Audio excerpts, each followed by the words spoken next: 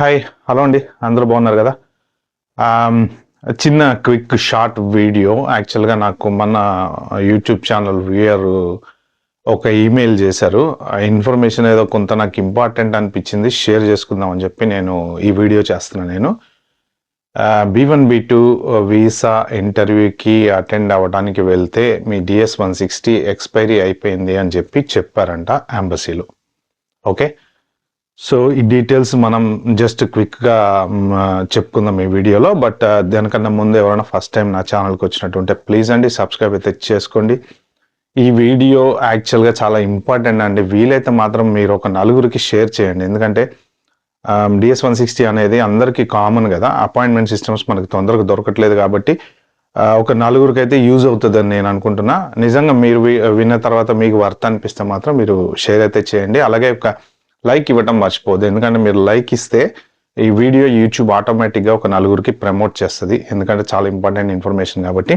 So ఇంకా next without wasting time వీడియోలో కనుకెళ్తే DS-160 form ఫిబ్రవరిలో ఫిల్ చేశారంట. సో ఫిబ్రవరిలో సబ్మిట్ చేసిన తర్వాత జనరల్గా బయోమెట్రిక్స్ అయిపోయిన తర్వాత ఇప్పుడు అపాయింట్మెంట్ అనేది వాళ్ళకి ఏప్రిల్ 2025 వచ్చిందట. అంటే ఫిబ్రవరి 2024లో DS-160 ఫామ్ సబ్మిట్ చేసిన తర్వాత మామూలు మనకి అపాయింట్మెంట్స్ తొందరగా దొరకట్లేదు కదా. ఇప్పుడు ప్రెసెంట్ సిచ్యువేషన్లో 6 నెలలు పడుతుంది, 3 నెలలు పడుతుంది, 1 ఇయర్ పడుతుంది. సో వాళ్ళ అపాయింట్మెంట్కి ఇంటర్వ్యూ అటెండ్ అవ్వడానికి వెళ్ళినప్పుడు మీ DS-160 ఎక్స్పైర్ అయిపోయింది అని చెప్పారంట. సో దీని మీద నేను యాక్చువల్గా చూశాను నేను, అంటే without any intimation DS-160 expiry అయిపోయింది అని అంటే మరి దానికి ఏమన్నా మ్యాండేటరీ రూల్ ఏమన్నా ఉందా? ఇప్పుడు జనరల్గా గైడ్ లైన్స్ అయితే చేంజ్ అవుతున్నాయి. Every month visa guide lines, USCIS new memorandums అయితే వస్తున్నాయి. నేను ఎప్పటికప్పుడు మీకు అప్డేట్ ఇస్తూనే ఉన్నా.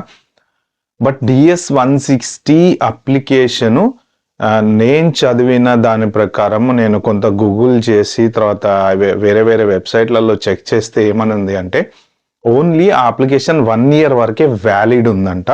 సో ఇలాంటి పరిస్థితుల్లో అంటే ఇప్పుడు మీరు ఫిబ్రవరి 2024 అప్లికేషన్ పెట్టారు, మీకు అపాయింట్మెంట్ 2025 ఏప్రిల్ వచ్చింది. అంటే మీరు 1 ఇయర్ క్రాస్ అయిపోయారు కాబట్టి 1 ఇయర్ తర్వాత 2 monthsకి అపాయింట్మెంట్కి వెళ్తున్నారు కాబట్టి DS-160 ఇన్వాలిడ్ అనమాట, అంటే ఎక్స్పైరీ అయిపోయింది. సో ఇలాంటి పరిస్థితుల్లో ఏం చేయాలి అంటే నేను చదివిన అడ్వైస్ ప్రకారం, అంటే మీరు నన్ను దయచేసి ఈ అడ్వైస్ 100% అని నమ్మకండి, మీరు అటార్నీయో లాయర్తోనో చెక్ చేసుకోండి. నేను చదివింది మీకు షేర్ చేస్తాను, వర్త్ అనిపిస్తే మీరు చూసుకోండి.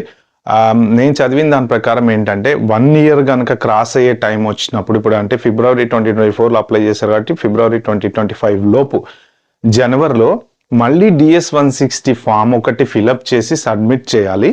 సో మీరు అపాయింట్మెంట్ ఇంటర్వ్యూకి వెళ్ళినప్పుడు ఈ DS-160 ఫాము, పాత DS-160 ఫామ్ ఈ 2 తీసుకొని వెళ్ళాలి అని అడ్వైజులు అయితే నాకు అర్థమైనాయి. ఇంతకన్నా ఎక్కువ ఎవరన్నా నా వీడియో చూసేవాళ్ళు కనుక మీకేమన్నా దీని మీద ఒక ఐడియా ఉంది, DS-160 ఎన్ని రోజుల్లో ఎక్స్పైర్ అవుతుంది, నాకు తెలిసి అయితే 1 ఇయర్లో ఎక్స్పైర్ అవుతుంది. ఇది కాక మీకు ఎవరికైనా ఐడియా ఉంది ఒకవేళ ఇలాంటి పరిస్థితుల్లో ఏం చేయాలి 1 ఇయర్ తర్వాత ఎక్స్పైరీ అయితే అనేది కొంచెం మీరు కామెంట్లో అయితే మెన్షన్ చేయండి ప్లీజ్, ఎందుకంటే ఎవరన్నా నెక్స్ట్ వెళ్ళే వాళ్ళకి యూజ్ అవుతుంది. ఓకే ఫ్రెండ్స్, ఈ వీడియో కనుక మీకు నచ్చినట్టయితే ప్లీజ్ అండి like, share, subscribe my channel. Thank you.